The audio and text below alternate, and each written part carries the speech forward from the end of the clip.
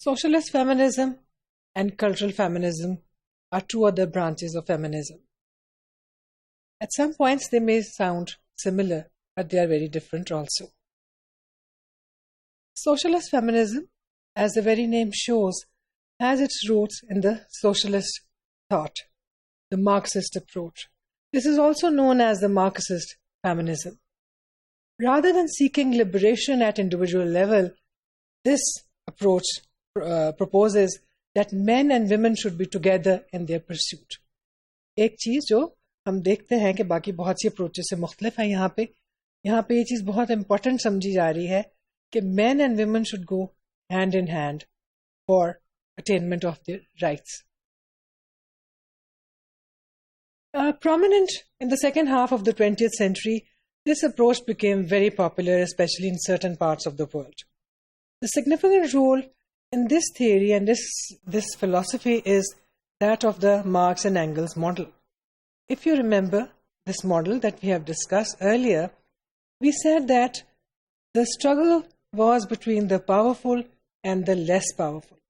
معاشرے کے اندر جو اپریشن یا استحصال ہوتا ہے وہ ایک کلاس سسٹم کی وجہ سے ہے. One class or one group of people in the society have access to resources, they have control over the means of production, whereas the other group or the other class or other type of people are the workers, they work for the class who has control over means of production.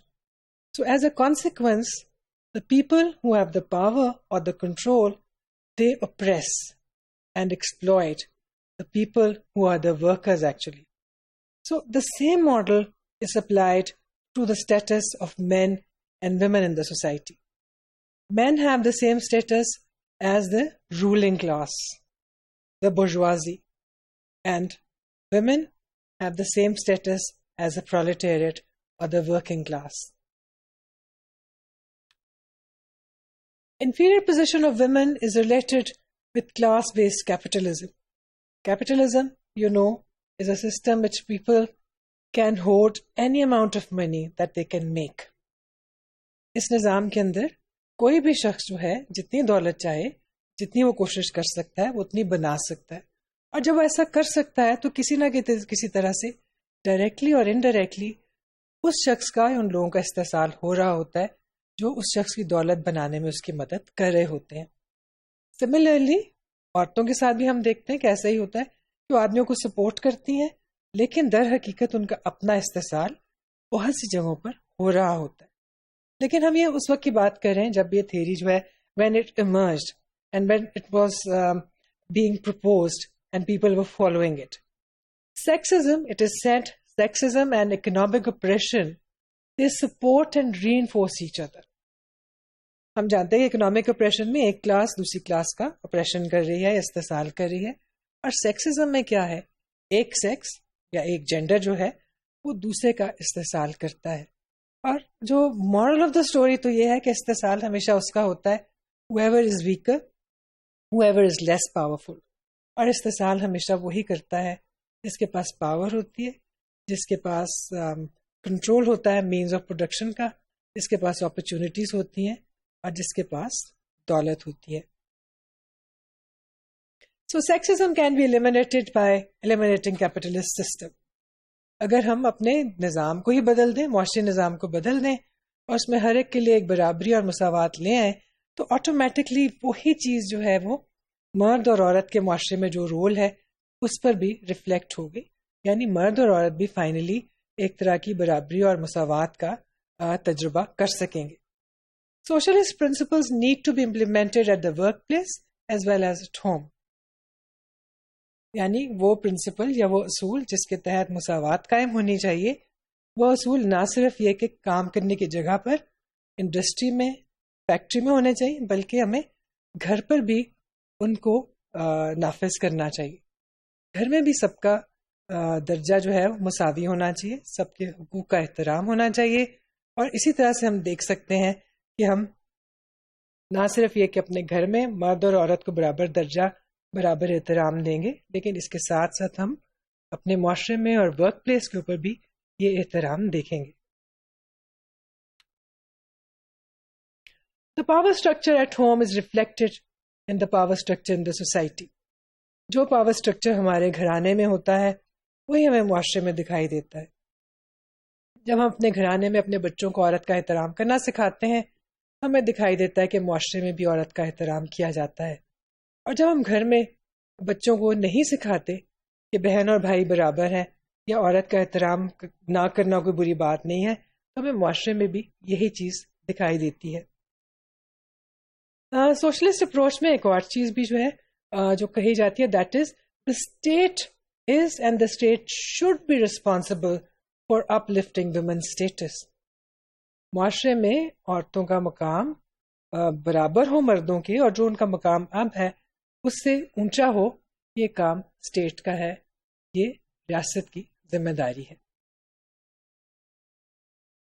Socialist and Marxist feminism, they have very close overlapping, but at the same time, when they are understanding issues, there are some differences of emphasis also. तो बुनियादी तौर पर तो they are talking about the same thing, लेकिन हम ये देखते हैं कि when they talk about their emphasis and how to implement whatever they are saying, then there is a slight difference between the socialist approach and the Marxist approach. Cultural feminism. This is a term which was introduced in 1975 by Brooke Williams. Social change, it says, is a must. Societies need to accept and appreciate traditionally feminine values. Now, this was something new. People were not talking about the value of traditional women attitudes and behaviors and feelings that women are supposed to have. Nobody were talking about the difference between women's behavior and men's behavior, women's attitudes, women's values, and men's values. Cultural feminism is a belief that women will be freed via an alternate women's culture. Women need to develop a new culture of their own, remembering that they are women and valuing their female values. Traditional male behaviors are harmful for the society. They have been harmful for the society, whereas women's attitudes and behaviors can make this world a better place. So what are the traditional women values and behaviors, and what are the traditional men's behaviors? We see the stereotypical and traditional behaviors. Typical male behaviors are aggressiveness, competitiveness, and domination, which have had negative effects in this world. On the other hand, typical, stereotypical, and of course very much feminine behaviors are caring, cooperation, nurturance, affection, egalitarianism. And we see that all these things have a positive effect, very, very positive influence inside the home and outside the home within the society.